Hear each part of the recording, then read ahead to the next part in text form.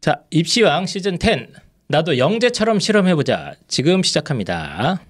안녕하세요. 입시왕 한희쌤입니다. 안녕하세요. 오랜만에 인사드립니다. 빵쌤입니다. 네, 알겠습니다. 네. 일단 빵쌤이 갑자기 저보고 뭐 방송을 하나 찍자고 그래가지고 네, 갑자기 모였어요. 그쵸.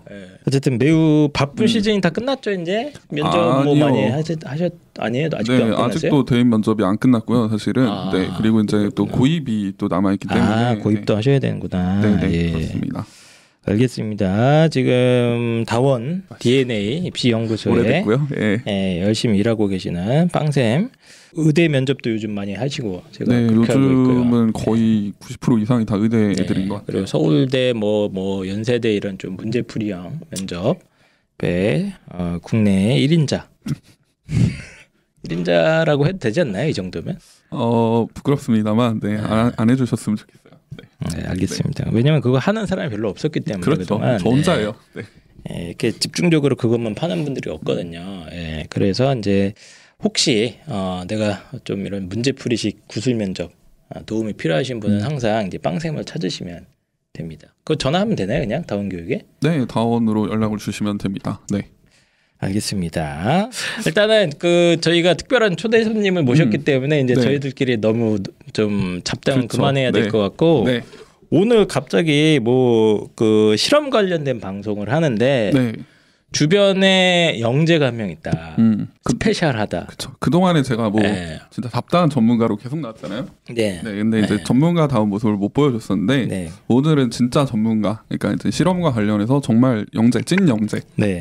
를 구했습니다. 네. 그래서 이제 고등학교 때부터 이제 이런 다양한 실험이나 이런 거를 이제 설계해서 이렇게 데이터 수집해서 해석하고 이런 부분을 꾸준히 오랫동안 네. 고등학교 때부터 해오시면서 그래서 오늘은 이제 고등학교 가면은 특히 자연계 아이들은 아니지 인문계 아이들도 1학년 때부터 과학탐구 실험 하잖아요.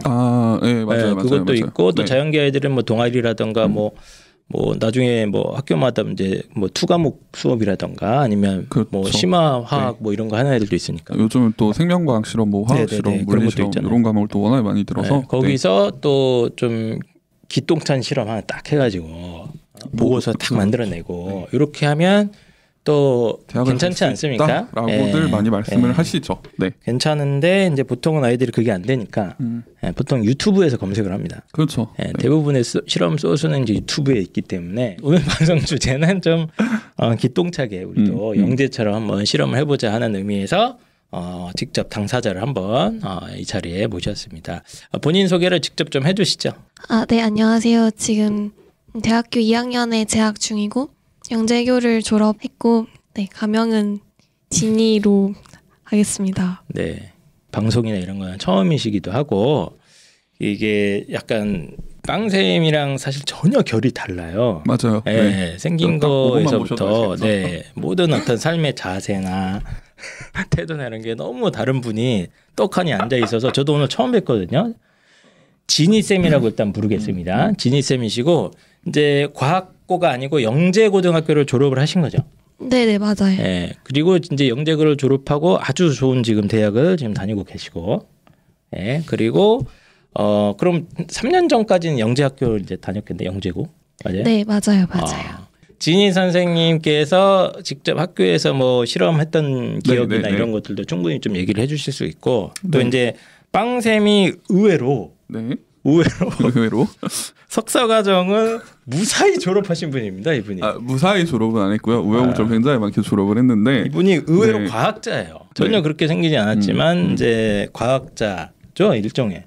맞잖아요. 그렇죠. 네, 일종의 과학자라고 합시다. 네. 그래서 논문 쓴다고 그때 공구리 치고 삽 들고 돌아다니고 그런 제 좀 얘기를 들었는데 이제 과학 실험 분야에 있어서 또 나름대로 노하우도 많이 갖고 계시고 또 그리고 꾸준히 이제 과학 실험 수업 저희 진행하지 않았습니까? 입시왕에서? 네. 입시왕에서 계속 이제 방학마다 진행을 했었고 일단 저도 컨설팅을 하는 입장이니까 일반고에서 어떤 실험들이 이루어지고 있는지를 이제 알고 있잖아요. 사실 한희쌤도 컨설팅 많이 하시면서 애들의 생기부에 99% 들어가 있는 실험하면 딱 떠오르는 게 있으시잖아요. 근데 실험이라고 할 것까지도 없고 보니까 보통 그냥 체험 활동인 것 같은데. 체험 수준인 것 같던데. 지금 이건 과학자를 무시하는 발언이에요. 그거 저기 뭐야 DNA 추출하는 거 그거 뭐야? 딱 나오죠. DNA 추출 실험 브로콜리에서. 브로콜리 왜 브로콜리야 근데 맨날? 브로콜리가 파리가 많아서 거기서 이제 셀을 깰 수 있는 게 많아요. 그러니까 DNA 추출량이 많아요. 그래서 브로콜리를 쓰는 거야. 프랙탈 모르세요? 프랙탈? 이 동일 부피 대비 표면적. 뭐라고요? 됐고요. 넘어가고요. 아무튼 그래서 그 일반고에서 어떤 실험들이 이루어지는지 그리고 일반고에서 왜 그런 실험을 할 수밖에 없는지를 그래도 이제 제가 좀 알고 있으니까 그러니까 일반고를 대변해서 어떻게 하면 이제 저 영재고의 실험들을 따라갈 수 있을까? 그 시점을 한번 저는 얘기를 해보려고 해요. 실험 자체에 대한 좀 이론적인, 나름 또 석사하신 분께서 이제 좀 이론적인 얘기도 좀 해주시고, 우리 영재고 진희 학생께서도 본인의 경험담을 이렇게 들려주시는 방송이 되겠습니다. 그래서 뭐 중학생들도 뭐 과학 때문에 이제 뭐 준비해야 되는 경우도 많고, 고등학생들은 이제 특히 자연계 아이들은 과학 실험이 되게 중요한 거기 때문에 이제 오늘 방송을 통해서 나도 한번 기똥찬 실험을 만들어 보겠다 이런 분들은 좀 귀 기울여 들여주시면 좋을 것 같습니다. 일단 오늘 방송에 제일 중요한 게 이제 광고입니다. 광고고요. 입시왕에 지금 꾸준히 광고를 해주시고 계시는 영양제 트레서피 다시 한번 좀 설명을 드리는데요. 트레서피 이게 이제 그 영양제 많이 먹는데 뭐 비타민 뭐 유산균 많이 먹지 않습니까? 근데 이거는 이제 한방을 베이스로 한 한방을 베이스로 한 아주 그냥 좀 신박한 영양제입니다. 그래서 뭐 학생들 대부분 뭐 그 비타민 하나 정도는 먹는데 많은 분들이 저희 입시왕 그 청취자분들이 질문도 많이 한다고 그래요. 그래서 이거 한방 베이스인데 다른 영양제랑 같이 먹어도 되냐, 뭐 비타민이랑 먹어도 되냐, 장기권 먹어도 되냐, 뭐 빈속에 먹어도 되냐 이런 질문을 많이 하신다고 그러는데 같이 먹어도 된다고 합니다. 일단 비타민 유산균이랑 같이 먹어도 아무 문제 없고요. 오히려 더 좋다. 왜냐하면 그런 영양제에 없는 성분들이 여기 트레서피에 있기 때문에 훨씬 좋고 특히 비타민 C군이랑은 같이 먹으면 뭔가 부스터 효과가 나서 더 좋대요. 그리고 유산균과 같이 먹는 것도 소화력을 높여서 더 좋다고 하고 그 천연 성분인 트레서피의 성분들이 이런 다른 영양제들과 이렇게 시너지 효과가 난다고 하니까 걱정하지 마시고요. 빈속에 먹어도 됩니다. 아무 문제가 없어요. 이것도 캡슐 형태로 되어 있기 때문에 속에 뭐 쓰리거나 이런 게 없습니다. 다른 한약이랑 전혀 다르다. 그래서 한약 이런 거 하나 지어 먹으려면 엄청 비싸지 않습니까? 막 50만 원, 70만 원이 기본인데 이거는 먹기 간편하게 홍삼과 녹용을 여기다 때려 넣었습니다. 녹용 들어가 있어요? 녹용이 들어가 있습니다.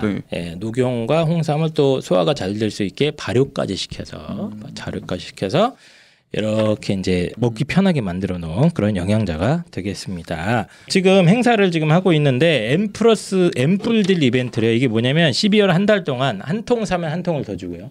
1+1. 두 통을 사면 두 통을 더 주는. 네 통을 사, 네 통을 더 줍니다. 2배. 묶고 더블로 받습니다. 더블로 드리는 행사를 하고 있다고 합니다. 12월 한 달 동안만 딱 하고 있고요. 이왕 사는 거 한 2통 사시면 이제 온 가족이 먹을 수 있는 거지. 그래서 엄마도 먹고 아버님도 먹고 서로 필요하고 뭐 집중력이 필요하기도 하니까 그래서 온 가족이 트레서피를 좀 복용해 보시고 효과가 있으시면 계속 먹어보시고 뭐 효과 없으면 안 먹으면 되는 거고. 그렇습니다. 원래 영양제가 그런 거 아닙니까? 그래서 이 추운 겨울에 이제 면역도 떨어지고 아이들 겨울방학 때 공부도 열심히 해야 되잖아요. 또 뭐 윈터스쿨 들어가고 할 때 요거 한 통 쫙 가방에 딱 넣어주면 아주 좋은 도움이 많이 될 것 같습니다. 그래서 네이버 뭐 포털에서 트레서피 검색해 주시면 좋을 것 같습니다. 자, 일단은 빵쌤이 원고를 써오셨는데 이게 무슨 거의 뭐 교재 같은 걸 갖다 놨어? 이게 뭔지 모르겠는데 과학 실험에 대해서 본인이 좀 썰을 풀 게 있나 봐요. 좀 얘기를 한번 해주시죠. 그러니까 올해 지금 제가 생기부를 보면서 정말 느끼고 있는 건데요. 그러니까 수능 이후에 지금 면접이 다 몰려 있잖아요. 거의 대부분의 학교들이. 그래서 제가 한 지금 70개, 80개, 거의 100개 가까이 본 것 같아요. 생기부를. 끝나고 한 3주 정도 만에 면접 수업하면서 애들 생기부를 이제 봤는데 보면서 딱 느낀 게 이거 이름 가리고 보면 옛게 옛거랑 구분이 될까라는 생각을 했거든요. 저도 그런 걸 한 3년 전부터 많이 느꼈죠. 생기부가 학생부 간소화되고 나서 다 똑같아요. 정말로 다 똑같아요. 비슷비슷하고 그리고 제가 봤던 그 한 100여 개의 생기부 중에서 이제 세특에 풀이의 변환이 없는 학생이 단 딱 한 명 있었습니다. 정말로 딱 한 명. 풀이의 변환이라고 고등학교 때 안 배우는 거예요. 고등학교 때 안 배우고 이제 대학교 한 2, 3학년 정도 아마 배우지 않을까 싶기는 한데. 네. 근데 이제 애들이 그거를 보통은 수투 세특이나 아니면 미적분 세특에 많이 쓰죠. 풀이에라는 수학자 말하는 거구나. 맞아요. 네. 풀이의 변환이라는 게 있는데 그걸 아이들이 거의 다 갖다 쓰더라. 수학 세특에 이런데. 그러니까 무지성으로 쓴다라는 말이 딱 맞을 이게. 아니 뭐 그게 쓰는 게 뭐 나빠 근데? 나쁘지는 않죠. 나쁘지는 않는데 물어보면 몰라요 애들이. 알지도 못하는데. 그렇죠. 왜냐하면 애들이 그 세특을 써오라고 할 때 선생님들이 요즘에는 그 생기부 간소화가 되고 그리고 그 자소서도 이제 올해부터 없어졌잖아요. 그러다 보니까 세특을 한 2, 3년 전만 해도 아마 이거 한희쌤도 많이 느끼실 텐데 애들이 보고서를 많이 써갔잖아요. 네. 예, 보고서나 발표를 실제로 학교에서 진행을 하고 그거에 대한 걸 선생님들이 이제 기록해 주시는 식으로 갔었는데 요즘은 그냥 대놓고 세특 멘트를 이렇게 가져와라. 세특 비슷한 멘트를 그런 학교는 거의 없지 요즘. 그 뭐 아무튼 그러면은 이제 뭐 그 자기 평가서 많이 들어봤을 거예요. 예, 이런 것들을 이제 주고서 본인의 한 학기 활동을 이제 적어봐라. 그렇지 이제 그런 식으로 정리해서 갖고 와라 이렇게 말씀하시죠. 그렇죠. 그럼 이제 거기에 꼭 들어가는 게 내 진로와 관련해서 심화 탐구한 경우가 있으면 써라. 이거는 100%거든요. 그러면 자 이제 과목이 수투야, 나는 의대야, 그리고 심화 탐구를 해야 돼. 그러면 한희쌤 같으면 어떻게 하실 거예요? 이제 한희 학생이야? 저기 네이버에 수학 의대 칩니다. 그렇죠. 하나 빠졌잖아. 수학 의대. 세특. 그렇지. 그렇게 치죠. 그리고 이게 나이를 속일 수 없는 게 요즘 애들은 네이버 안 쳐요. 뭡니까? 유튜브 치죠. 유튜브나 구글을 칩니다. 그러면 유튜브나 구글이 알고리즘이 똑같잖아요. 조회수 높은 게 일단 상단에 찍히거든요. 그러면은 애들이 똑같은 걸 똑같이 보고 진짜? 똑같이 적어가요. 이런 식으로 자료를 찾다가 보면 이제 비슷비슷하게 나온다 이거야? 겹치죠. 전국의 고등학생이 한 20만이고 의대 준비하는 애들을 한 2만 정도로 보면 그 2만 애들이 똑같은 거 검색해가지고 똑같은 거 가져간다는 거거든요. 그러니까 결론이 생기부가 똑같아요. 진짜로 제가 거짓말하는 게 아니라 똑같고 요즘 애들은 심지어 이름도 비슷하잖아요. 김지민, 김지인, 김지연, 김지 뭐 이러면은 제가 진짜 올해 생기부 보면서 느낀 게 뭐냐면은 애들 이렇게 시간표가 쭉 잡혀 있거든요. 이름도 다 똑같아. 한 글자만 다 다르고 다 똑같고 내용도 똑같고 쓰는 학교도 다 똑같아요. 근데 이게 되게 의미심장한 내용인 게 지금 빵생께서 사실 현재 그 의대 혹은 뭐 서울대 뭐 연세대 이런데 1단계에 합격한 학생부들을 거의 우리나라에서 둘째가라면 서럽게 많이 봤다고 저는 생각이 들거든요. 저도 그 점은 자부할 수 있어요. 네, 엄청 많이 본 거예요. 이제 면접 수업을 해야 되니까 1단계 받는 애들일 거 아니에요, 다. 맞아요. 네. 그 봤는데 그 정도로 다 똑같다. 정말 똑같습니다. 그래서 한희쌤도 아마 딱 생기부 보시면서 여태까지 내가 제일 많이 봤다 하는 실험 혹시 뭐 기억나는 거 있으시지 않으세요? 브로콜리. 브로콜리에서 그 뭐 하는 거, DNA 추출하는 거, 그리고 아스피린 합성하는 거. 아스피린 합성 실험. 또 뭐 있어? 뭐 비타민에서 뭐 하는 거 있는데? 그렇죠. 비타민 C 가지고서 이제 DPPH라는 아마 영어 단어 많이 들어보셨어요? 몰라 하여튼 뭐 비타민 갖고 뭐 하는 거 있고. 네네네. 소 눈깔 자르는 거. 눈알, 안구, 눈알. 그리고 아마 그람 염색 실험도 엄청 많이 보셨을 거예요. 기억나요. 뭐 염색하는 거 있더라. 그렇죠. 그래서 요즘은 유행이 지났는데 이제 카페인 추출 실험 요거 되게 많이 했었고, 네. 그 다음에 최근에 한 1년 동안의 유행으로 올라오고 있는 게 스트로마톨라이트 실험이라고 있어요. 네, 혹시 보신 적 있어요, 한희쌤? 뭐라고요? 스트로마톨라이트. 스트로마톨라이트? 네. 이거 당신도 고등학교 때 배웠어. 아 그래? 네. 기억이 안 나요 저는. 아무튼 이런 실험들이 이제 최근에 유행을 하고 있는 실험 같아요. 네, 요즘 생기부에 꽤 보이더라고요. 1학년 애들. 여튼 그래서 생기부가 다 똑같아요. 다 똑같으니까 자 그럼 이제 다시 한희쌤 이제 17살 빙의해 봅시다. 한희 학생이에요. 네. 이제 의대를 가고 싶어요. 그러면 세특이 다 똑같아 검색해 보니까. 자 그러면은 어떻게 할 거예요? 그 다음. 그냥 수능으로 가겠습니다. 실험 안 하겠습니다 저. 이럴 수도 있잖아요 그냥. 그럴 수도 있죠. 근데 여태까지 해놓은 내신이 있는데. 근데 나는 솔직히 고등학교 때 이런 거 좀 어려운 것 같아. 특히 일반고 애들이 이거 뭐 가르쳐주지도 않고. 그렇죠. 어렵죠. 어려워서. 그러니까 이런 상황인 걸 어머님들도 아시니까 어머님들이 컨설팅 오셔가지고 항상 하시는 말씀 있잖아요. 네, 좀 유니크한 실험 없을까요? 좀 심화된 실험 없을까요? 그리고 이제 3학년 때 가면 아까도 잠깐 언급을 드렸지만 이제 애들이 듣는 과목이 생명과학 실험, 그다음에 뭐 화학 실험, 그다음에 과학 탐구 과제, 뭐 이런 과제 연구 같은 것도 듣기 시작해요. 예. 그러면은 거기서 이제 보통 탐구를 해오라고 하거든요. 심화된 탐구를 그럼 이제 해와라. 거기서부터 아이들을 이제 벙찌는 거지. 그렇죠. 왜냐하면 이제 그 동안에 탐구는 문제집을 이렇게 받아가지고 그렇죠. 문제집을 이렇게 푸는 거 아닙니까? 이거는 어느 유형에 속할까? 그런 탐구를 하거나. 그걸 이제 뭐 초등학교 때부터 계속 하다가 그렇죠. 갑자기 뭐 주제 잡고 실험해봐라 이러면 당황하는 거지 대부분 아이들이. 맞습니다. 그래서 이제 그 부분에서 간격이 되게 커져요. 그러니까 이제 거기서 좀 도움을 받으셔가지고 정말 이렇게 딱 봐도 이건 애가 한 게 아닌데라는 거를 하시는 분들도 계시고 평범하게 하시는 분들도 계시고, 네, 그래서 이제 그 부분에서 사실 굉장히 좀 뭐라고 해야 되지? 궁금증과 그리고 그쵸, 약간의 뭐 답답한 것 같아. 방법을 모르니까 해본 적도 없고. 그렇죠. 아니 그럼 지금 영재고등학교 졸업하신 거잖아요. 네네 맞아요. 거기 학교 가면 막 그냥 평소에도 계속 실험을 하나요? 네 맞아요. 평소에 학교 수업 중에 일반 생물학 실험, 일반 화학 실험, 일반 물리학 실험이라는 실험 과목이 있어요. 그 대학교 때 듣는 때 하는 거 아니야 그런 건? 네, 대학교 때 배우는 거랑 과정이 거의 비슷한데 근데 대학교 때는 제가 대학교에서 실험을 하면서 느낀 건데 뭔가 그 실험 프로토콜을 그대로 따라가서 주어진 시간 안에 딱 끝내는 게 그냥 대학교의 과정이라면 제가 다닌 학교에서는 결과가 보통은 그 프로토콜대로 잘 안 나오거든요. 당연한 일인데 그거에 대한 분석 그리고 그거를 서로 토의하고 발표하고 그런 과정들이 훨씬 더 길었어요. 저는 그런 게 실험에서 우리가 생각하는 거잖아요. 프로토콜이 아닌. 그래서 그게 더 주된 과정이 돼야 되지 않나 싶은 생각이 있습니다. 그러니까 이제 영재고등학교에서는 이런 식으로 평소에도 이제 뭐 실험을 자주 하고 이제 기회도 주어지고 그 결과값도 자기들이 한번 이제 정리해서 해석도 한번 해보고 이런 게 이제 계속 기회가 주어지니까 이제 그게 익숙해져서 자기들이 이제 뭐 실험이나 이런 것도 잘 하게 되는데 이제 일반고 아이들은 그런 게 전혀 없잖아요. 그렇죠. 일반고 교과 과정상 1학년 때 이제 과학탐구 실험 과목을 듣죠. 과학탐구 실험 과목에서 실험하는 방법에 대해서 아주 간단하게 배우긴 해요. 그냥 뭐 암기식으로 하지 않나 그냥? 네, 그렇죠. 근데 이제 사실 시험 문제에 과학탐구 방법의 과정을 적어라. 그건 뭐 이제 이거 한쌤도 아시잖아요. 뭐 문제 인식하고 과거 결정하고 그거 그냥 암기식으로 외우는 거고 몇몇 실험들을 이제 해보기는 하는 것 같아요. 일반고들도 이제 해보기는 하는 것 같은데 사실 많은 실험을 하지는 못하고 이제 방금 되게 좋은 말씀을 해주신 게. 사실 일반고 실험도 결과를 내고 거기는 보고서를 쓰는 게 주된 목적이거든요.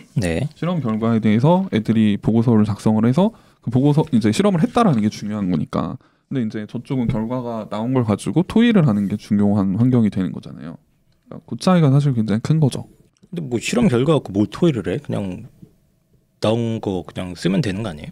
예를 들면 제가 대학교 때 어떤 실험을 했는데 DNA 농도를 확인하는 게 최종적으로 결과였는데 이게 당연히 넣는 시약들이 굉장히 민감하잖아요. 이렇게 시간들도 딱 맞춰야 되고 변수들도 굉장히 많고 그래서 대부분의 조에서는 농도가 마이너스가 나왔어요. 그러면 실질적으로 의미 있는 결과가 아닌데 그냥 마이너스 나왔다 하고 땡 하고 끝났거든요. 그 실험이. 근데 고등학교에서는 마이너스가 나왔다. 그럼 일단 재실험을 해요. 뭐 학교 수업 시간대가 안 되면 다음날 실험을 하거나 그렇게 재실험을 해서 그래도 뭐 결과가 나올 수도 있고 안 나올 수도 있죠. 그러면 이제 그거를 분석하는 거예요. 내가 이때 넣은 시약이 잘못되었나? 혹은 이런 변수들이 있진 않았나? 그런 것들이 추후에 이루어지고 그리고 실험 과정에서도 왜 이때 이걸 하지? 이런 것에 대한 거를 계속 물어보셔요. 그래서 그런 것들을 누가 물어봐요? 선생님께서요. 논문들 찾아보고 그러면서 또 배우는 것들도 굉장히 많아서 딱 그 실험 시간에 실험하는 것 자체가 아니라 그 이외의 것들이 되게 많다고 생각합니다. 사실 저게 대학원에서 이루어지는 그러니까 이게 스텝이거든요? 가장 이상적인 거 아닙니까? 같이 이제 그냥 지식을 그냥 이렇게 그대로 이렇게 되풀이하거나 반복하는 데서 그치지 않고 자기들끼리 직접 이렇게 토의하고 하면서 새로운 관점을 한번 생각해 보기도 하고 내가 부족한 걸 찾아서 새로운 정보를 더 탐구하고 이게 진정한 탐구의 길 아니겠습니까? 그렇죠. 대학원 때 이제 저거를 보통 선배들의 욕을 먹으면서 하는데 너 인마 이렇게 안 했으니까 안 되는 거야 라고 하는데 저게 사실은 실험 과목이 고등학교 교육과정에 들어가 있는 진정한 이유인 거죠. 실험을 통해서 애들이 이 시학이 이 타이밍에 왜 들어가고 이 시학이 들어가서 어떤 반응을 하고 그러면 거기서부터 이론적인 거를 다시 되짚으면서 공부를 할 수 있으니까 사실은 이제 저게 저는 교과과정에 실험이 들어가 있는 이유라고 보거든요. 근데 이제 아까 말씀드린 것처럼 주어진 시간 안에 실험을 해서 보고서를 그러니까 결과물을 내는 게 사실은 이게 중요히 전도가 돼가지고 지금 목적이 네네. 되다 보니까 실험이 실패하면 좀 이제 여기서부터 조금 민감한 문제일 수 있지만 데이터 조작이 보통 들어가죠. 뭐요? 데이터 조작. 실험 값을 약간 이제 잘 나온 것처럼. 그렇죠. 원래 이 정도가 예측이 됐는데 안 나왔어. 그러면 뭐 잘 나온 걸로 바꾸자. 숫자 하나만 바꾸면 되거든요. 그렇죠. 우리는 이미 이론 값을 다 알고 있으니까 그냥 이제 그렇게 나왔다고 치고 그냥 이제 넘어가는 거. 석사도 그렇게 졸업하셨어요? 아니. 그건 아니죠. 그러지 않습니다. 제 논문은 네이버에 검색하면 나옵니다. 떳떳합니다. 아무튼 그래서 그런 과정들이 그러니까 중요히 전도되다 보니까 사실상 고등학교 일반고에서 이게 제대로 실험이 돌아가는 학교도 물론 있겠지만 별로 그렇지 없죠. 않은 경우에는 애들이 실험을 왜 하는지 자체를 모르는 경우가 상당히 많다. 그냥 따라하는 거야. 그대로 그냥 한번 해보고 그냥 땡. 그렇죠.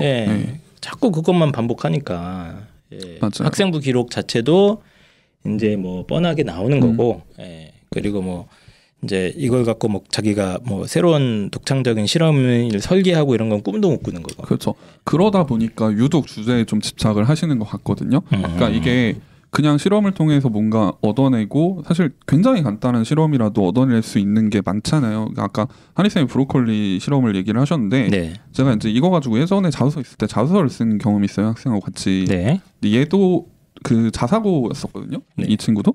근데 이제 자사고 다니면은 나름대로 좋은 실험 주제가 되게 많은데도 불구하고 얘랑 이제 이걸로 실험을 했던 게 일단 브로콜리 실험을 했는데 결과 안 나왔대요. 그러면은 거기도 나름 자사고니까 애들이 다시 모여서 다시 재실험을 한 거예요. 근데 또 결과가 안 나왔대요.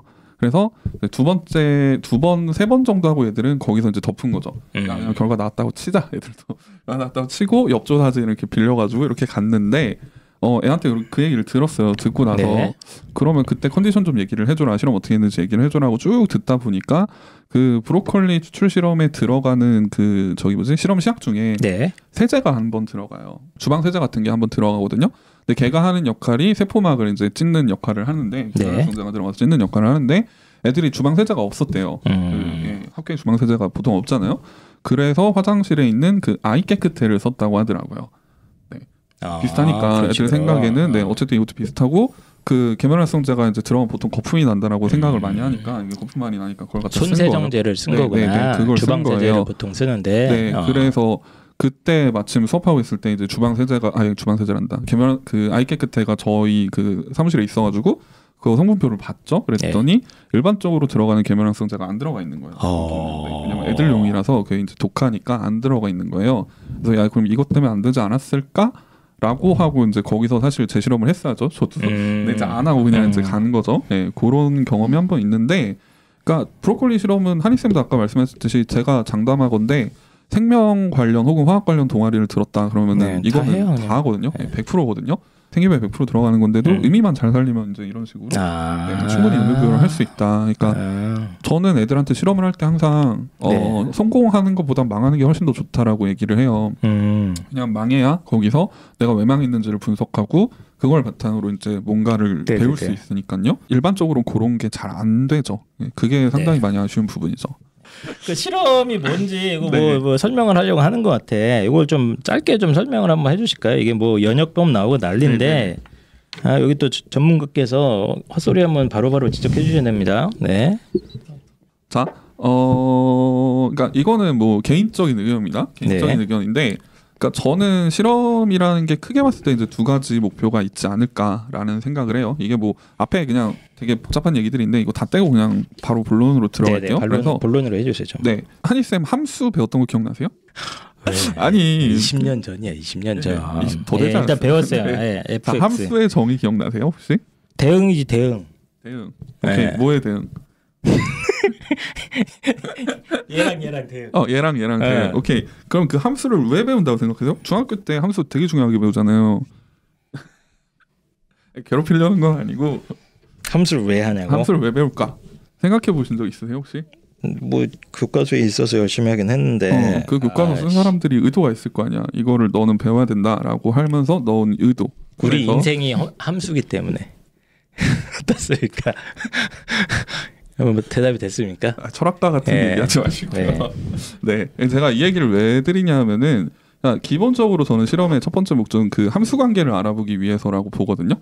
실험의 목적이 함수를 하는 이유가 뭐라고? 함수 관계. 함수 관계? 네, 함수 관계. 그러니까 함수라는 게 이게 이제 이 말씀은 아마 많이들 하실 거예요. 정의역, 치역이라는 말씀은 많이들 낯이 익으시죠? 그러니까 이 어떤 하나의 변수가 변화를 할 때 다른 변수가 어떻게 거기에 반응해서 변화하는지를 코-대응 관계를 나타내는 게 함수고. 그래, 그게 x, y 그거 아니야. 맞아요. x가 1일 때 y가 몇이 되냐. 맞아요. 네. x가 2면 y는 몇이 되냐. 그 관계 아니에요. 그렇죠. 우리는 그 관계를 눈에 보이게 한 게 그래프인 거고. 그치, 맞지? 그치. 잘 아네, 잘 아시네. 됐어. 이 정도면 뭐 훌륭하지. 오케이, 훌륭하지. 네. 근데 수학 시간에 그걸 숫자로 배우잖아요. 그렇죠.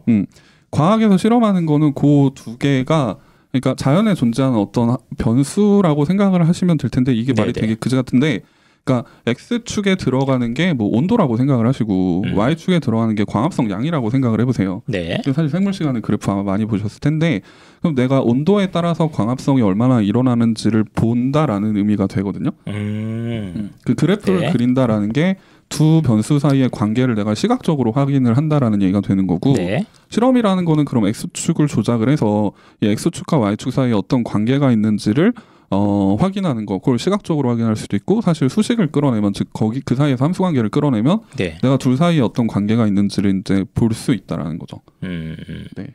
그걸 성공하면 뉴턴 되는 거 아닙니까? 맞아요. 네, 그렇죠. 맞죠. 아무튼 그래서 그 둘 사이의 변수를 내가 보고 싶다, 궁금하다. 그러니까 둘 사이의 어떤 관계, x와 y 사이의 관계를 그렇죠. 자연계에 존재하는 수많은 것들 중에서. 얘가 변할 때 얘가 변하는 것 같은데 얘는 얘 때문에 바뀌는 것 같은데 얘가 변할 때 얘는 어떻게 반응을 하면서 변할까 요거를 이제 구체적으로 알고 싶어서 하는 게 실험이다. 저는 일단 기본적으로 이렇게 생각을 합니다. 그 영재가 봤을 때 뭐 이런 설명 뭐 받아들일 수 있습니까? 네, 완전히 동의합니다. 두 변수 사이의 관계를 수학하는 게 실험의 본질이라고 생각을 하고 그 과정에서 실험이 아까 말씀해 주셨던 브로콜리 DNA 추출 실험 같은 경우에는 이미 이 변수를 바꾸면 이렇게 될 거다가 정해져 있잖아요. 그거를 따라하는 과정에서 아까 말씀드렸다시피 근데 나는 이 변수를 고려를 못했는데 이게 영향을 줄 수 있었겠네? 이런 것들을 알아가거나 이걸 넣는 게 왜 이런 결과 영향을 미치는지를 알아가는 게 첫 번째 실험이라면 또 다음 거는 우리 보통 논문을 쓴다, 연구를 한다라고 할 때는 그 과정 자체를 내가 가설을 세워서 설정을 하는 거잖아요. 그거는 그 변수 관계를 이걸 바꿔서 이게 되었어라는 걸 다른 사람한테 설득을 할 수 있도록 논리적으로 그 과정을 짜는 게 실험의 본질인 것 같아요. 알겠습니다. 뭐 이렇게 좀 유식하게 좀 설명 좀 해주세요. 이거는 제가 이제 과학을 야매로 배웠다가 제가 지도 교수님을 모욕하는 일이 되나? 훨씬 뭔 고급지네 같은 얘기인 것 같은데. 그쵸, 알겠습니다. 그래서 뭐 어쨌든 실험이라는 게 그 자연 에 있는 여러 이제 인과관계죠. 쉽게 얘기하면 맞아요. 원인과 이제 결과를 이제 우리가 생산을 해볼 수 있는데 이걸 이제 중학교 때 배우는 걸 조금 내려가서 얘기를 해보면 산점도 아마 배울 거예요. 중학교 때. 나는 요즘 이게 피부가 자꾸 푸석푸석하단 말이야. 그것 나이 탓이지 뭐. 이게 이제 생각을 해볼 수 있잖아. 왜 그런가? 그렇죠. 그렇죠. 아주 좋은데. 그래서 이제 사실 모든 과학자가 거기서부터 시작하는 거예요. 왜 그럴까? 그래서 제가 습도 탓이라고 생각을 하고 지금 저 뒤에 가습기를 갖다 놨습니다. 지금. 저건 항아리예요, 여러분. 참고로. 온 집안에 지금 가습기를 다 틀어놨거든. 안 되죠. 안 돼. 그래서 이제 화장품을 바꿔봤어.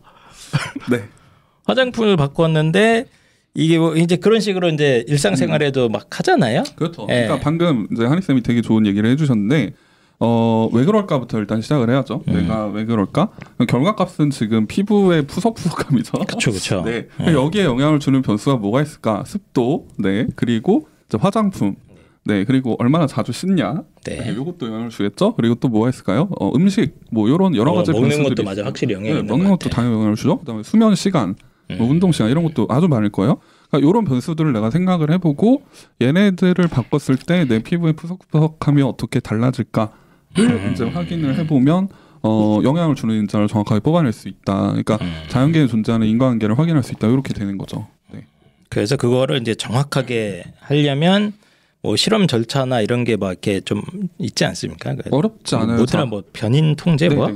쌤이 지금 다 까먹었어. 그 독립 변수가 그거야 뭐야? 독립 변수가 이제 그다 기억이 안 나네. 네, 자 아까 이제 푸석푸석감으로 다시 돌아갑시다. 네네. 가습기 놓기 전에 가습기도 놨는데 내가 화장품도 동시에 바꿨다고 쳐봐요. 네. 근데 피부가 좋아졌어? 그러면은 누구 때문인지 알 수가 없잖아요. 형 둘 다 영향이 있으니까 둘 다 쓰면 되는 거 아닙니까? 일상생활은 그렇게 하잖아 우리가. 아 그렇죠. 근데 논문에다 그렇게 썼다고 쳐봐요. 그렇게 하면 안 되고. 지도 교수님한테 싸대 맞아요. 네. 그러니까 안 되니까 이제 내가 이게 원인일 거야라고 생각하는 것만 빼놓고 네. 나머지는 달성하게 통제를 하는 그치. 거죠. 그게 통제 변이. 그 다음에 얘만 바꿔보는 거예요. 화장품만 바꿔보면서 피부가 어떻게 달라지는지를 봤다. 네. 그럼 걔가 이제 조작 변인이 되는 거죠. 네. 그래서 조작 변인을 바꿨는데도 불구하고 이게 안 바뀌네. 그러면 얘는 얘한테 영향을 안 주는 거니까 얘 말고 다른 애들을 조작 변인으로 가져와서 계속 다시 실험을 돌려보는 겁니다. 네. 그러면 언젠간 나오겠죠. 네. 네. 아마 나이 탓일걸요? 이렇게 네. 뭐 실험군, 대조군, 뭐 독립변수 뭐 이런 거 저도 기억은 나는데 네네. 뭐 쉽게 말씀드리면 지금 이렇게 하는 거예요. 이게 실험인 거잖아요. 그래서 자꾸 바꿔갖고 관찰해보고 결과가 네. 어떻게 되는지. 네. 진짜 이게 다예요. 이게 다고 여기서 얼마나 고급스러운 호기심을 뽑아내느냐. 그게 사실 제일 관건 아니겠습니까? 네. 사실 아까 그 피부 그것도 이제 막 되게 좀 디테일하게 좀 고급적으로 가보면 예를 들어서 내 몸의 활성산소의 농도에 따라서 내 피부의 푸석푸석함이 달라질 거다 이런 가설을 세울 수도 있어요. 네. 근데 그거를 증명하기는 쉽지는 않겠죠. 네. 그러니까 실험이 어렵지 않습니다, 여러분. 어렵지 않은데 이거를 애들이 안 해보는 게 문제라고 같아요, 저는. 안 알려주니까 제대로 이런 걸 해볼 기회가 없고. 예. 그래서 여기 보니까 뭐 역사적으로 유명한 과학 실험도 막 있는데 이거 뭐예요 이게? 이파리가 그러니까 나뭇잎이 녹색이잖아요. 네네. 왜 녹색인 것 같으세요? 배운 거 뭐 광합성 그건데 아니야? 맞아? 맞아요. 맞아? 맞아요. 뭐지 그 다음에? 거의 다 왔어. 그게 그 파장이 에너지가 제일 낮은 게 녹색이지. 아 그건 아니고. 뭐지? 거의 다 왔어요. 아 저기 답이 있잖아. 그림에. 몰라 이게. 자. 예. 아무튼 그러니까 호기심은 뭐 여기서부터 시작일 것 같아요. 그러니까 왜 나뭇잎이 녹색일까? 혹은 광합성을 하는 데 있어서 이제 우리가 그 프리즘은 아시죠, 하이 쌤? 빛 이렇게 세모나게 된 거. 무지개. 네, 빛이라는 게 빨주노초 파남보 이렇게 색깔 그 파장에 따라서 이제 색이 다른데, 네네. 그리고 파장에 따라서 에너지가 이제 다른데 얘들 중에서 광합성에 가장 영향을 많이 끼치는 애는 누굴까? 이제 이런 식의 실험을 좀 해볼 수 있다라는 거죠. 이런 궁금증. 네, 궁금하다고 뭐 해줘요. 궁금하지 않아요. 근데 어쨌든 뭐 계속 얘기해 보세요. 뭐. 네. 그래서 이제 이게 엥겔만이라는 사람이 한 실험인데 이 사람이 이제 그런 궁금증을 어느 정도 가지고 맞습니다. 어쨌든 우리 눈에 들어온다는 건 이 초록색이 반사돼서 나오는 거 아니야? 아니야? 대박. 초록색 맞아요. 파장이 네. 그거잖아. 네. 그러니까 왜 그런지를 생각해봤다는 거 아니야 이 사람이? 진짜 정말 뻥 안 치고 한 저희 본 지 한 7년 8년 됐잖아요. 네. 다시 봤어요. 그래요? 네, 진짜로. 네, 아무튼 제가 이 정도 됩니다. 네. 그 정도는 알아요. 네. 그러니까 녹색이 우리 그 녹색빛만 반사돼서 우리 눈으로 이제 들어온다는 얘기인데 그렇다는 얘기는 나머지 이제 빨간색하고 파란색 계열은 흡수가 될 거다. 네, 이게 이제 가설인 거죠. 그래서 이걸 어떻게 실험했냐? 실험은 굉장히 간단합니다. 광합성을 하면 그러니까 우리가 이제 가설은 간단해요. 녹색 빛을 광합성에 사용하지 않고 나머지 빛을 광합성에 사용할 것이다. 이걸 이제 확인을 하면 되겠죠. 확인을 하면 될 텐데 그럼 광합성이 되는 정도를 눈으로 확인을 해야 된단 말이에요. 그거 어떻게 측정해요? 네. 그러니까 그거를 이제 시각화할 수가 없으니까 자 광합성을 했을 때 나오는 게 뭐가 있어요? 에너지. 정답. 에너지 에너지로 실험을 해도 될 것 같아요. 그거 말고 또 우리가 산에 나무를 많이 심자라고 하는 이유. 산소. 산소가 나와? 산소가 나와. 그러니까 당신은 그러니까 왜 저기 됐어요? 네, 산소가 나와요. 자, 그럼 산소만 확인을 하면은 광합성이 되는 정도로 확인할 수 있잖아요. 원래 식물이 광합성 할 때 분해돼서 나오는 게 산소예요, 그러면? 네, 맞습니다. 그래요? 네. 네. 자, 그럼 이제 다음 스텝으로 넘어가죠. 네. 산소를 어떻게 눈으로 확인할 거냐? 산소를 어떻게 눈으로? 이거는 초등학교 때부터 배웠습니다, 하이쌤도. 물에 담궈. 그냥 뽀글뽀글 올라올 거 아니야. 네. 그럼 식물을 물에 쳐 넣어버려 그냥. 생각보다 너무 쉽게 답이 나왔는데 그거 네. 말고 사실 방법이 여러 가지가 있어요. 네. 산소는 이제 어릴 때부터 배우는 게 이제 그 조연성이 있다. 그래갖고 촛불 꺼져가는 촛불을 넣으면 이제 불이 활활 잘 탄다. 그렇지. 불 붙여보면 되겠네. 그렇지. 그렇게 해도 되고 근데 이제 나무가 타면 안 되니까. 네. 그다음에 아까 이제 에너지 얘기를 하셨는데 광합성을 하게 되면 광합성이 제가 알기로 흡열 반응이거든요. 네. 그러니까 광합성이 일어나면 아마 에너지가 이제 흡수가 되니까 주변의 온도가 떨어지겠죠. 사실 온도계로 실험을 해도 될 것 같긴 해요. 아주 정교한 온도계가 있다라고 하면. 네. 여튼간에 제일 쉽게 확인할 수 있는 건 이제 시각적인 정보니까 산소의 발생을 눈으로 확인을 하면 되고, 네. 그러면 이제 아까 말씀하신 것처럼 식물을 물에다가 넣어놓고 뽀글뽀글 올라오는 것만 확인하면 된다. 네. 네. 어쨌든 그러니까 물속에 넣어야 되는데 일반적인 나뭇잎들이 물속에서 광합성을 안 하잖아요. 왜 안 해? 우리 육상 생물들은 물에 이파리만 집어넣으면 광합성이 물론 일어나긴 할 텐데 지속적으로 일어나는 거는 이제 그거보다는 수생 생물, 물속에 사는 애들.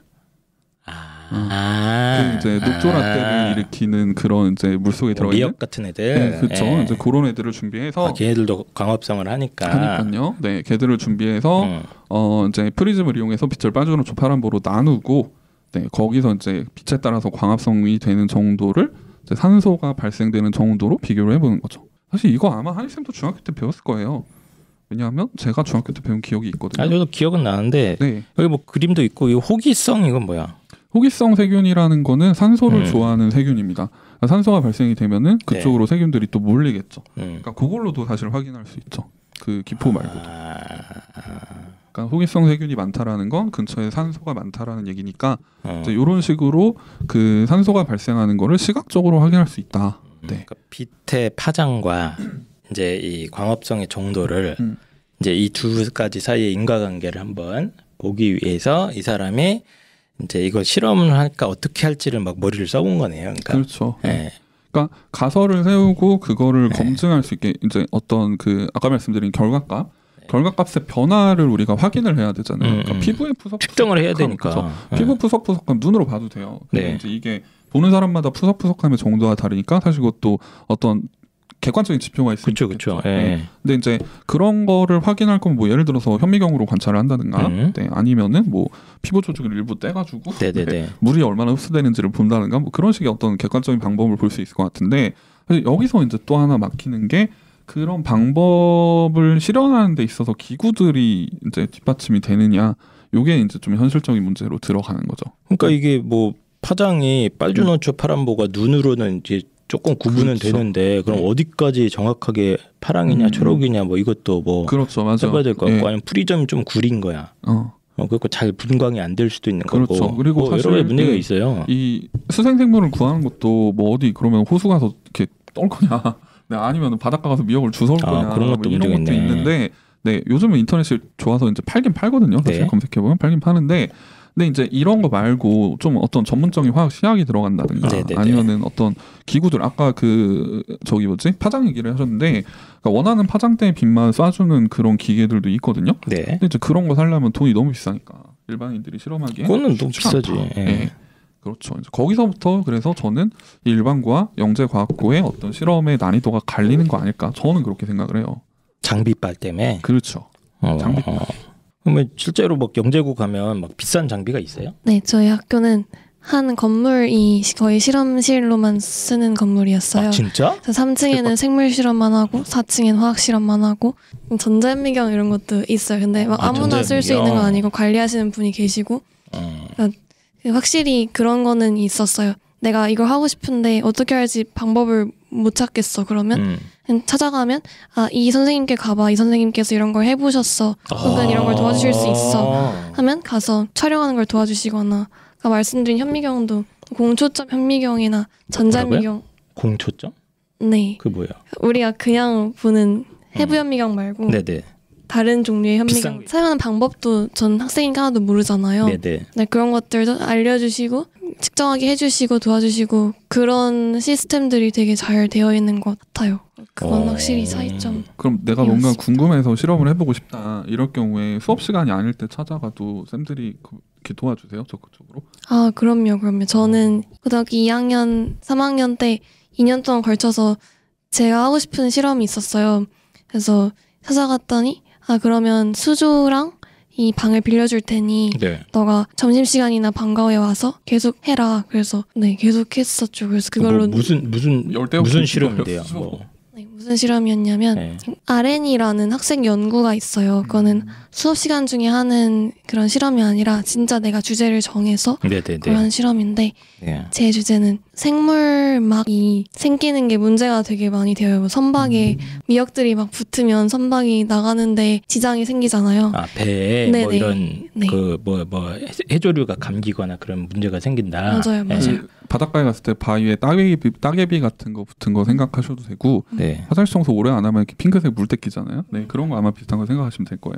맞아요. 그래서 그런 것들을 없애는 게 되게 중요한 과제 중에 하나인데 저의 아이디어는 없애는 물질이 있는데 이거를 또 잘 붙여야 하잖아요. 그래서 홍합이 되게 잘 붙잖아요. 바위 이런데. 그래서 홍합의 접착 단백질 안티파울링이라 하거든요. 잘 떨어뜨리는 걸. 그거랑 붙여서 단백질을 만들자. 그래서 만들기까지 했어요. 근데 만드는 거를 검증을 해야 되는데 검증을 하기 위해서 수조가 필요했고 그 수조에서 자랄 수 있는 미생물들이 좀 라이브락 이러는 거가 필요했고 할 수 있는 환경이 필요했고 온도도 볼락? 뭐라고? 라이블락? 그게 뭐예요? 살아있는 돌. 죄송합니다. 뭐 미생물 이름이에요? 라이블락이? 그냥 돌인데 돌멩인데 그 갈라파고스 이런 데서 가져오는 돌은 그 갈라파고스에 살고 있는 미생물들이 그 돌 안에 있을 거잖아요. 그런 것처럼. 라이브락? 네네. 그거예요? 지금 네. 라이브. 당신이 아는 그 ROCK 락. 락. 난 볼락이라고. 네, 죄송합니다. 네. 어쨌든 그런 거를 이렇게 해서 수주에 넣어서 한번 해봤다 이거예요? 네, 그래서 아니 근데 왜 갑자기 그런데 꽂힌 거야?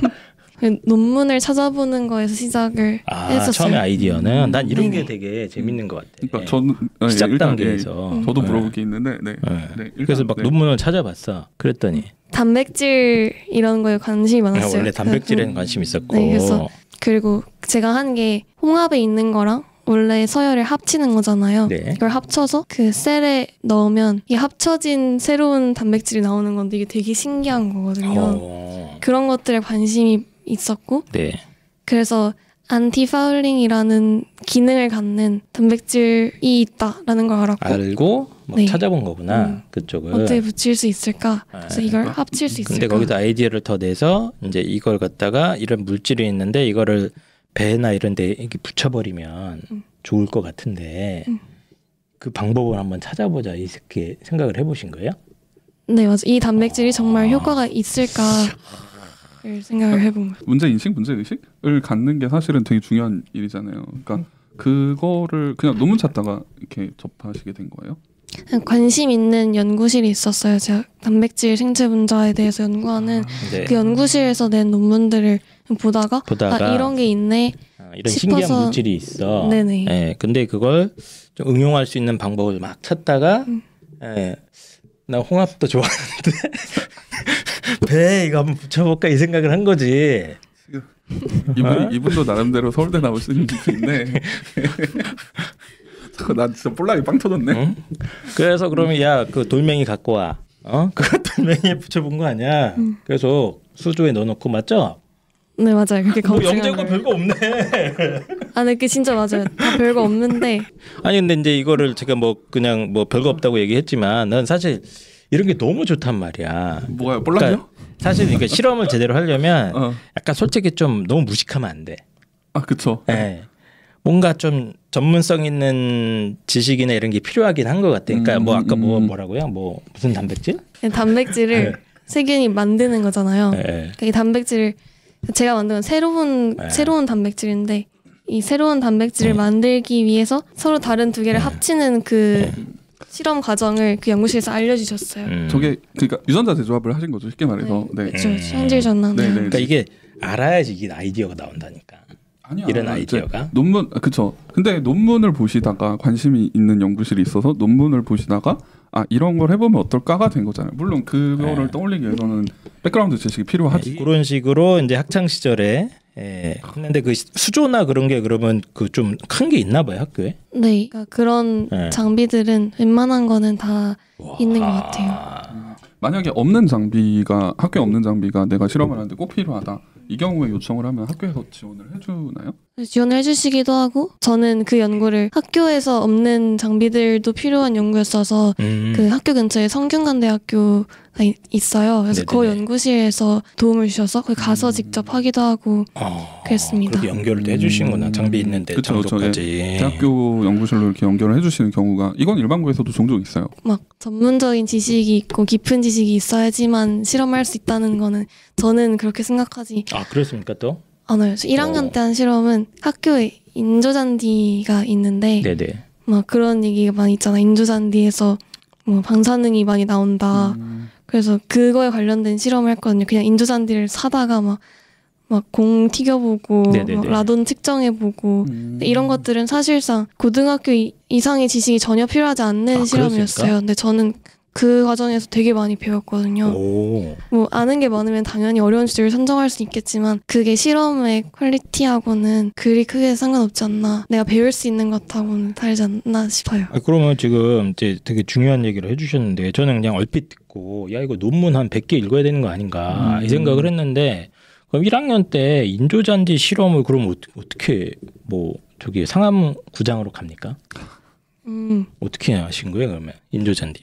그 인조잔디를 샀어요. 샀어 일단. 네. 그 쿠팡 이런 데서. 쿠팡에서 봤나? 그래요? 네. 그 다음에. 그리고 저희가 보고자 한 게 인조잔디 아래에 그 충전재가 있어요. 충전재 종류에 따라서 뭐가 달라지는지를 보고자 했어서 그래서 그 종류들도 다 샀죠. 어디서 여러 종류를 이제 인조잔디를 다 구했구나. 고무도 사고 그래서 그 성분 분석도 해보고 분석하는 것도 어떤 성분이 있는지 처음에 모르잖아요. 당연히. 그리고 어떻게 분석하는지 방법도 모르고. 그럼 어떻게 합니까? 실험하면서 처음부터 끝까지 모든 과정을 다 학생 혼자 할 필요는 없다고 생각해요. 그런 그 기술적인 부분들은 저는 교수님께 말씀드려서 물어봤구나. 측정할 수 있는 장비에서 측정을 해주셨어요. 근데 그 과정은 제가 잘 모르지만 어쨌든 결과를 받았거든요. 그런 것처럼 내가 하는 모든 과정에 있어서 다 프로토콜을 이해해서 처음부터 끝까지 할 필요는 없다고 생각해. 이미 정형화되어 있는 것들은.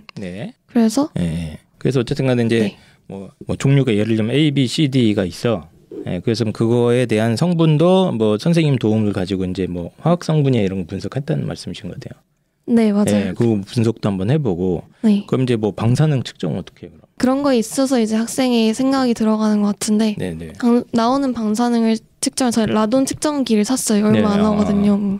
사서 이런 것에서 아까 말씀해 주셨던 변인 통제 같은 게 중요하다는 걸 저는 그 실험을 통해 처음 알았는데 이게 충전재가 햇빛을 많이 받으면 뜨거워지면 그때 몸에 안 좋은 물질들이 많이 나온다는 기사를 접하고 저희가 실험을 했었어요. 그래서 그러면 모든 물질을 동일하게 비교해야 되니까 그러면 이 온도를 높이는 걸 어떻게 가할 것이냐 그리고 이 라돈이 공기 중에 퍼져버리면 측정이 못하잖아요. 그러면 판으로 감싸서 어느 정도의 판 상자 안에 들어있는 농도를 측정해야 되는데 그 판은 어느 정도 어떤 크기를 해야 될 것이냐 측정기는 어떻게 놓을 것이고 또 얼마나 자주 측정할 것이고 그리고 얘랑 다르다는 거의 기준이 뭐냐 이런 것들을 저희가 설정을 해야 되는데 그 과정에서 실험은 사실 되게 간단한 실험이잖아요. 그냥 인조잔디 매트에서 라돈이 나오냐를 측정하는 건데 그 과정에서 우리가 생각해야 될 것들이 정말 정말 많다는 거를 알았어요. 그래서 내가 설계하는 실험이 이런 거구나 걸 알았던 경험이었습니다. 근데 어쨌든 되게 단순한 실험이지만 그냥 우리 생각 같아서 그냥 이거 그냥 측정기 되면 되는 거 아니야 이렇게 생각했는데 흩어질 수도 있잖아. 라돈이 나오는데 대기 중에 흩어질 수도 있으니 그럼 이걸 쌓아야 되는데 그럼 이 상자 크기를 어느 정도 하는 게 최적화된 건가? 그리고 아까 온도 변화를 주려고 했는데 온도 변화는 그럼 뭐 라이터로 지질 거냐 뭐 빛을 쬐일 거냐 뭐 방법이 있을 거 아닙니까? 그런 것도 이제 고민해가고 그 말씀이신가 봐요? 맞습니까? 제가 이해한 게? 네, 맞아요. 사실 그 과정에서 학습하는 게 굉장히 많잖아요. 그래요? 그러니까 방금 라돈이 퍼져나간다고 했는데 그러니까 라돈이 지금 분자량이 얼마인지 모르겠지만 공기보다 무거운 밑으로 가라앉을 거고 공기보다 가벼우면 위로 뜰 거 아니에요.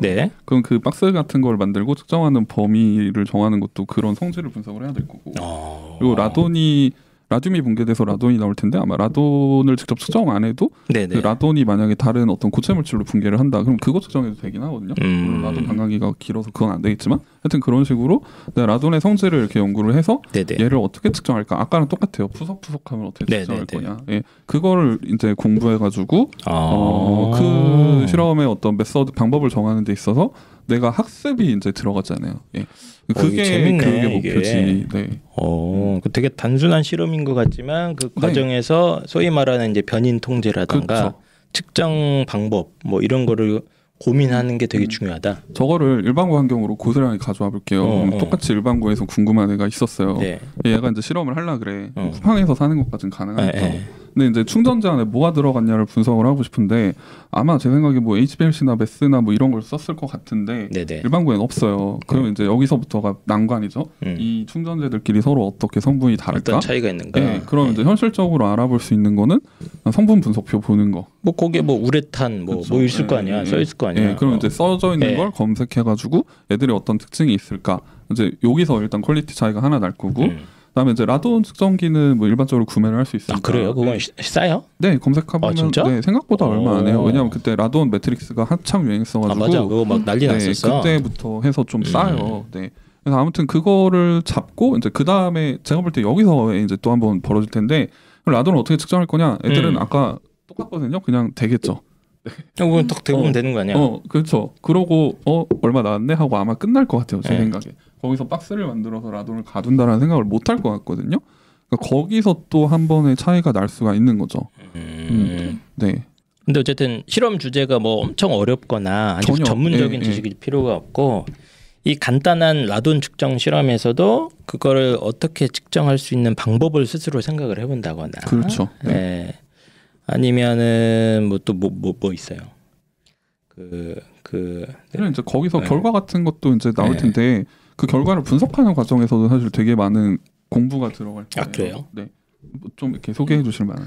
되게 시행착오가 많았어요. 그 시행착오의 과정에서 저는 이 실험이 재밌다는 것도 알고 내 여기를 더 몰두해서 하고 싶다는 그런 마음도 생기고 아까 말씀드렸던 그 실험 같은 경우에는 제가 백열전구를 이용해서 가했는데 그 판이 녹아버렸어요. 온도를 올리려고 백열전구를 쐈구나. 네네. 그러면 이제 두 가지 문제가 생기는 건 판이 녹은 것 자체도 문제지만 이 판에서 생기는 어떤 그 물질이 있을 수도 있겠다. 그 영향을 주지 않을까. 그래서 안에 단열재를 하나 만들어서 판은 영향을 주지 않게 충전재의 온도만 높아질 수 있게 만드는 그런 것들을 추가를 하는 거죠.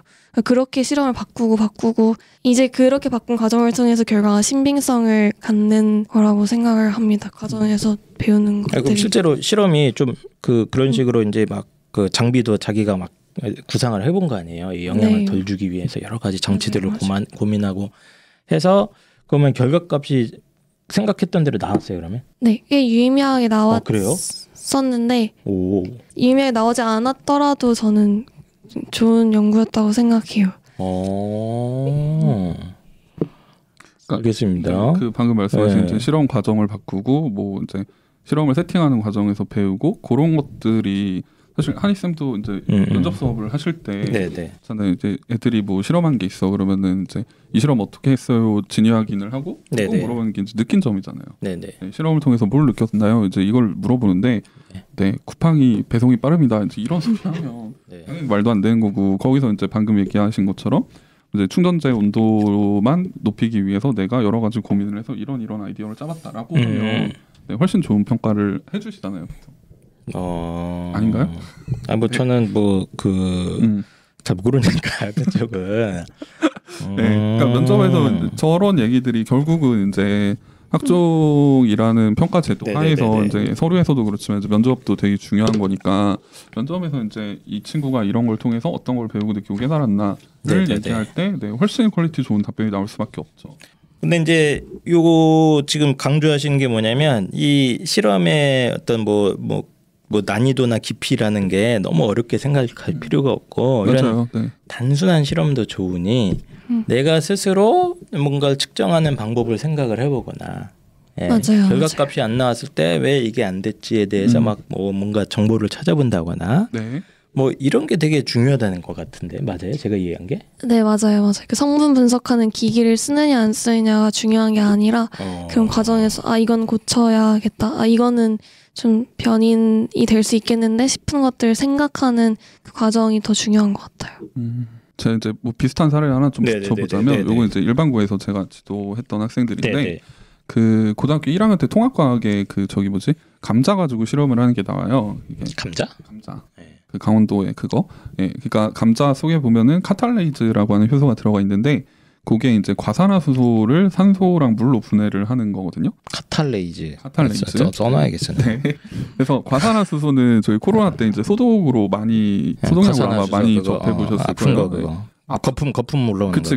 그 거품이 산소 거품이에요. 아 그래요? 네, 그 거품이 산소 거품인데, 그러니까 이제 과산화수소가 우리 몸속에 들어가면은 안 좋아요. 이제 그 항상 뭐 소독하는 거 아니야 이거? 맞죠. 근데 내 몸의 내부를 소독한다고 생각해보세요. 그래서 그러니까 몸의 내부에서 이게 호흡 과정에서 자연적으로 생기는 건데 그러면 안 되니까 그걸 이제 분해를 하는 그 효소가 몸속에 있습니다. 네. 감자도 있고요. 그래서 과산화수소를 넣고 카탈레이즈를 넣으면 이제 그 거품이 뽀글뽀글 올라오죠. 네네. 그래서 이제 실험의 목적은 저겁니다. 되게 간단한 건데 효소가 온도랑 pH에 따라서 어떻게 변화하냐, 효소의 그 기능, 효소의 효율이. 뭔 소리야? 카탈레이즈가 효소야? 효소예요. 효소의 이름이고. 네. 예. 네. 그래서 이 효소가 과산화수소를 만나면 반응을 하는 성질을 이용을 해서 반응해서 산소를 거품을 발생을 시키는데. 우리가 열이 감기나 이런 거 걸려서 열이 한 39도 올라간다. 그럼 온도와 뭐라고? pH 농도 그 뭐야? 산염기? 맞습니다. 나도 다 알아. 체온 높아지면 위험한 게 이제 효소가 다 기능이 망가지기 때문인데. 아무튼 그럼 보통 이제 온도는 체온 범위에서 가장 활발하고 pH는 이제 중성 7에서 8 정도. 우리 몸의 pH 이제 가장 활발하다 이런 얘기가 있어요. 그래서 이제 그거를 그냥 고스란히 따라하는 실험을 했어요. 그대로 따라하는 실험, 물론 플러스 알파는 있었지만, 근데 일단 고스란히 따라 해봤는데 pH가 알려진 결과하고 완전 다르게 나온 거예요. 그러니까 이게 학생이 직접 해봤는데, 학생들하고 직접 해봤는데 이제 7.8 정도에서 최고 맥시멈이 찍혀야 되는. 그래서 한 실험을 3번 정도 해봤어요. 근데 결과가 계속 똑같이 나오는 거야. 그래서 처음에는 감자 문제겠구나. 효소 자체가 막 산이 섞여 있는 거 아니야? 네, 그래서 감자가 그때 쓴 게 이제 무슨 제주도 핵감자 이런 거였었거든요.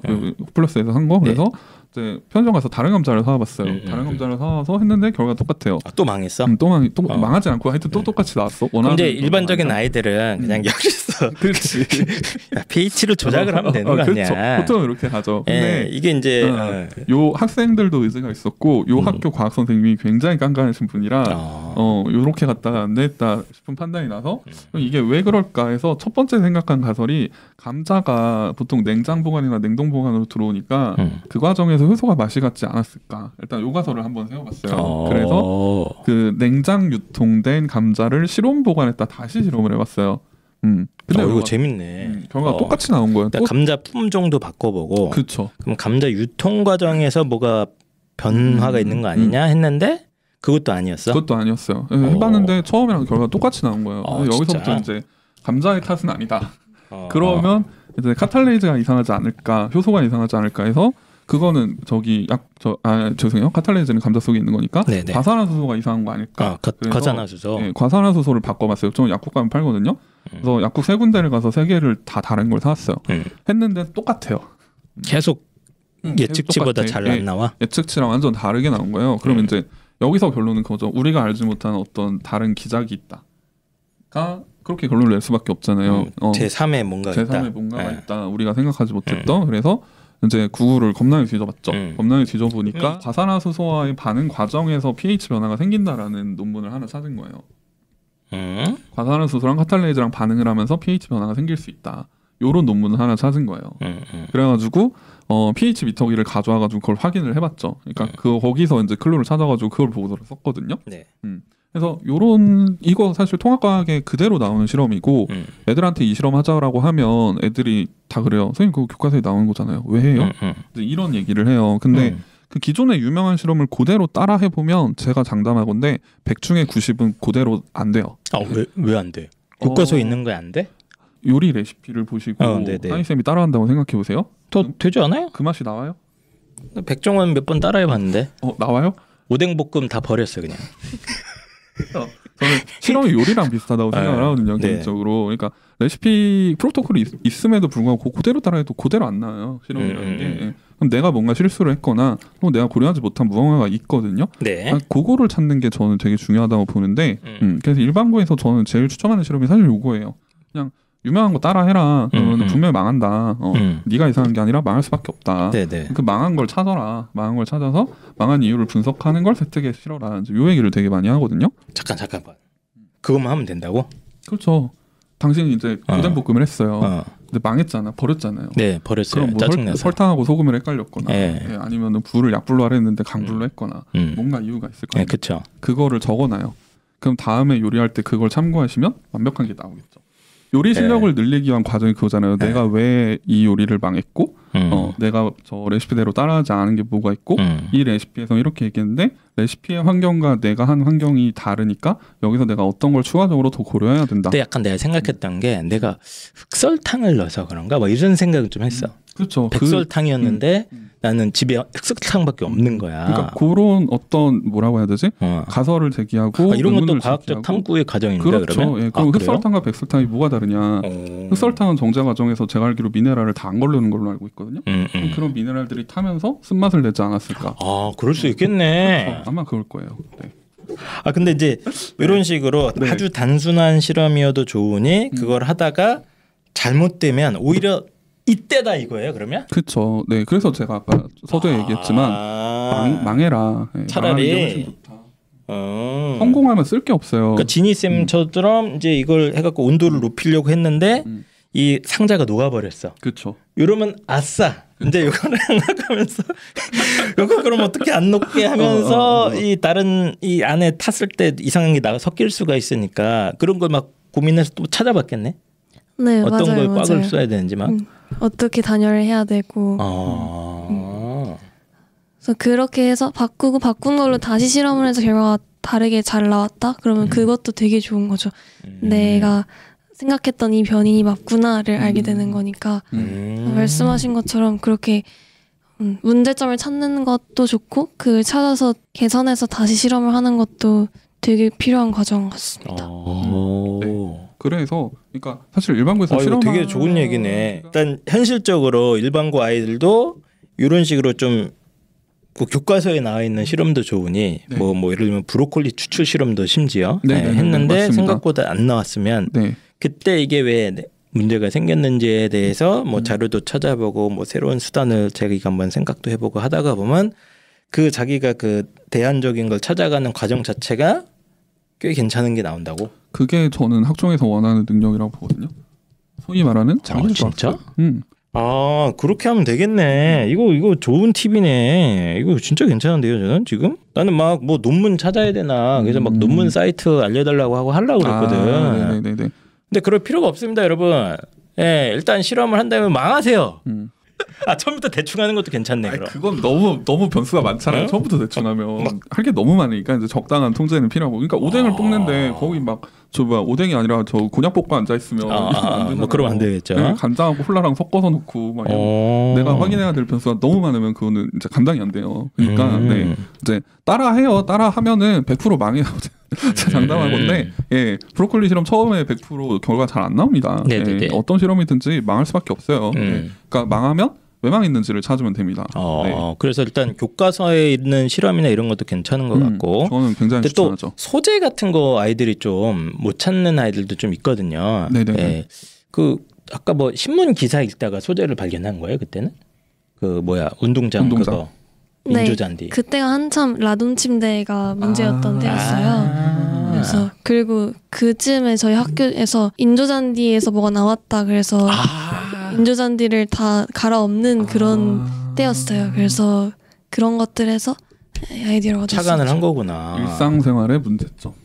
그때 당시에 이제 인조잔디에서 뭐 라돈이 나올 수도 있네 만에 이제 이런 것들이 신문 기사로도 나오고 하니까 학교 안에 이제 유해물질 관련해서 뭐 이슈가 되고 그러니까 그걸 방사능 측정을 한번. 그러니까 비슷하게 예전에 그 뭐지 인조잔디에 폐타이어 가루가 아마 들어갔던 적이 있었던 것 같은데 그거 관련해서도 좀 이슈가 된 적이 있었거든요. 그래서 애들이 그거 실험도 되게 많이 했었어요. 아 그래요? 그러니까 그런 식으로 좀 이슈되는 거. 혹은 일상생활의 어떤 불편함 이런 거를 해봐도 되게 좋죠. 일상생활의 불편함? 네. 일상생활에서의 아이디어를 따오는 게 저는 제일 좋다고 보고 이것도 이제 이 기숙사학교 다니던 친구랑 하나 네네네. 했던 건데 그 장내 미생물 아까 이제 유산균 말씀하셨잖아요. 네네네. 우리가 유산균을 먹는 게 이제 뱃속에 들어가 있는 미생물로 인해서 어떤 건강에 변화가 생길 수 있다. 이런 얘기가 요즘 굉장히 많단 말이에요. 네. 네.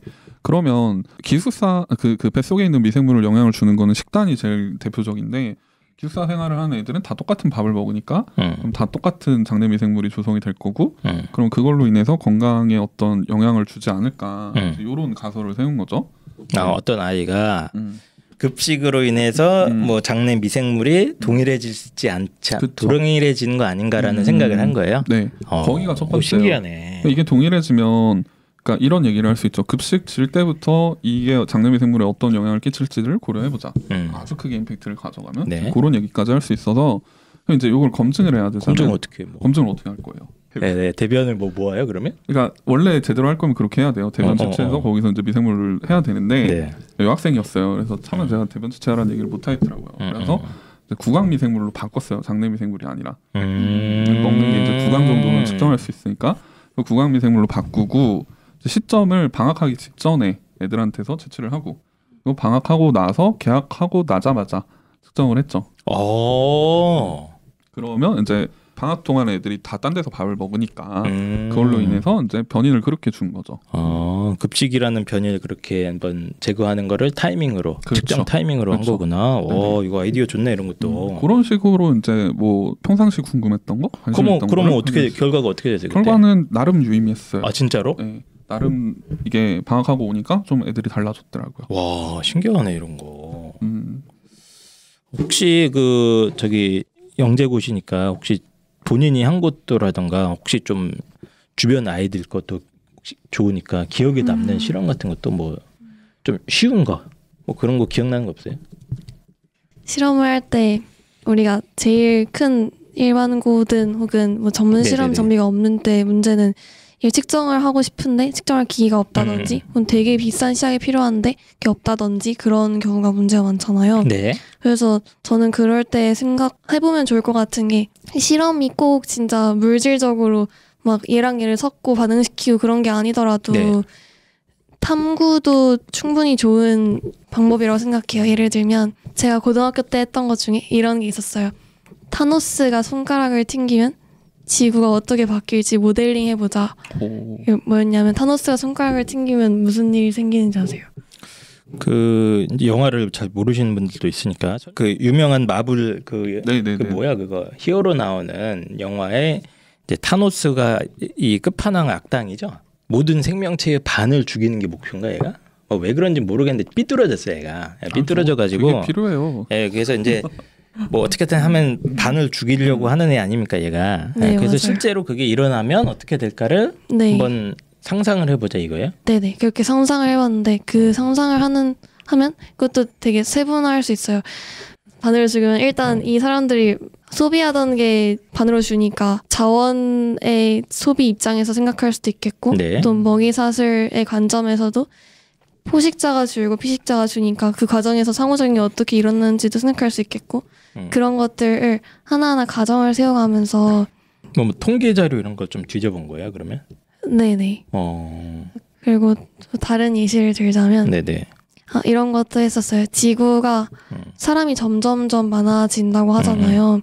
그러면 결국에는 지구가 망가질 거다 그런 네. 얘기들 많이 하는데 지구에서 수용 가능한 최대 인구가 얼마일지를 한번 모델링 해보자.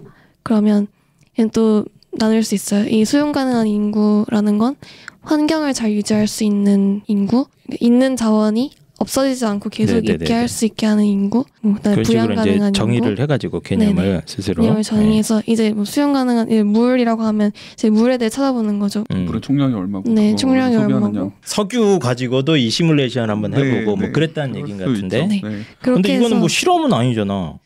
네. 사고 실험 비슷한 것 같은데. 그렇게. 최종적으로 이런 변수를 고려했을 때는 인구가 이 정도 이하면 수용이 돼. 이런 변수를 고려했을 때는 이 정도 이상이면 수용이 돼. 그걸 다 고려했을 때 이 정도에서 이 정도가 적당해라는 결론이 나오는 되게 좋은 탐구. 이것도 재밌네. 그러니까 이제 실제로 인구가 반이 줄었을 때의 변화, 혹은 뭐 지구가 최대한 얼마나 부양할 수 있을까를 갖다가 그냥 막연하게 생각하는 게 아니고 이제 좀 나눠가지고, 그럼 자원 중에서 물만 따졌을 때 물만 가지고는 인구가 몇십억까지는 살 수 있을 것 같다 계산을 해보니까 뭐 그 대충 나올 거 아닙니까? 그렇죠. 그리고 뭐 자원을 갖고도 한번 그 짓을 해보고 그 했을 때 이걸 종합적으로 검토하면 이 정도 범위가 적합할 것 같다. 뭐 이런 걸 이제 해봤다는 뜻인 것 같아요. 네, 맞아요. 그런 거를 찾아보면서 그걸 갖다가 이제 찾아봤네. 뭐 자료도 네네. 찾고 통계 자료도 뒤지고. 네, 그리고 뭐 루츠카 볼테라 방정식 이런 우리 다 하는 퓨리의 변환 이런 게 아니라 그런 주제를 자꾸 찾다 보면 거기에 네네. 맞는 다른 거랑 융합할 수 있는 주제들이 나와요. 그거에 대해서 공부해보고 이걸 적용했을 때 이렇게 모델링할 수 있겠네. 이런 실험들도 전 되게 좋다고 생각합니다. 이런 것도 괜찮네. 지금 생각해보니까 이거 어차피 뭐 입증을 정확하게 할 수는 없는 거지만 그런 가정을 세우면서 내가 세우는 논리들이 중요한 거죠. 비슷한 게 올해 그 카이스트 간 친구인데 이거 좋아 이런 거. 걔는 저거예요. 고질라 덕후예요. 고질라. 야, 오늘 방송은 아무나 막 친구한테 추천해주면 안 되겠다 이거. 왜요? 이거 너무 꿀팁이 많아. 그래서 걔가 뭘 했냐면은 고질라가 입으로 광선을 쏜대요. 전 영화 안 봐서 잘 모르는데 입으로 광선을 쏘는데 그 광선이 에너지가 얼마나 될까를 제가 계산을 해본 거예요. 고질라의 광선이 에너지가 얼마나 될까? 거기 포함된 에너지량을 계산을 한 거예요. 네네. 그래서 그 이제 설정들이 영화에 나오는 설정들을 플러스 자기가 이제 여러 가지 가정들을 하는 거죠. 그렇게 하면 되는 거야? 그래서 이제 뭐 예를 들어서 이게 까먹었네요. 이게 플라즈마 광선이라고 했던 것 같은데 그 온도가 몇 도까지 올라가는지를 일단은 이제 찾아야 되니까 온도가 몇 도까지 올라가느냐. 그럼 얘가 온도를 올리는 게 고질라 내부에 무슨 방사성 동위원소 붕괴열을 이용한다고 했거든요. 어떤 방사성 동위원소가 얼만큼 붕괴했을 때 얼만큼의 온도가 올라가는지 이런 걸 이제 계산을 하는 거죠. 누가 보면 이거 진짜 덕질이거든요. 네, 이게 이상하게 볼 수도 있지만, 그렇죠. 예, 이런 걸 통해서 이제 내가 그 뭐 방사성 동위원소에 대해서 공부한 거, 아니면 플라즈마에 대해서 공부한 거, 그 중간에 이제 핵융합 반응도 들어가니까, 그럼 뭐 이제 질량 결손 같은 것까지 다 고려를 해가지고, 그러니까 뭐 마징가제 로버트 태권브이가 주먹을 발사했을 때 그 에너지가 얼마나 될 것인가 뭐 이런 거 있잖아. 예, 우리 세대. 모르시는구나 이거는.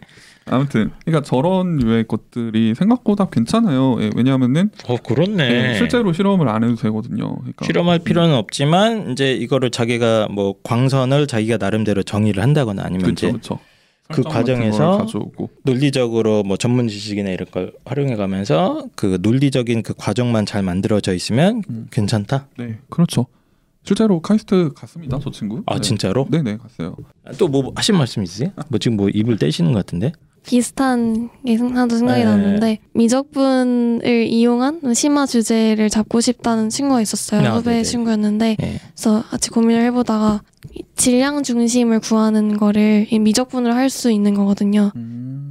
무게 중심이랑 비슷한 개념인데 그래서 이 질량 중심을 구하는 방법을 공부를 했어요. 여기까지는 그냥 심화 탐구죠. 근데 이거를 본인의 탐구를 어떻게 바꾸느냐. 나는 그러면 너의 질량 중심을 사람의 질량 중심을 구해보겠다. 그래서 그때부터 이제 가정이 들어간 건 사람은 구랑 원통이랑 아래에 팔도 원통으로 치고 피의 밀도랑 살의 밀도를 알아봐서 그러면 안에 있는 원통은 뼈의 밀도는 어느 정도고 이렇게 해서 고려를 해서 그래서 본인이 사람을 만들고 그 사람의 질량 중심을 계산을 했어요. 이거는 이미 알고 있는 그런 지식들을 바탕으로 자기가 새로운 걸 만들어낸 거잖아요. 그러니까 이제 질량 중심을 구하는 공식이나 이런 거 본인이 이제 배웠는데 그냥 야, 너 한번 해볼까 이렇게 된 거네.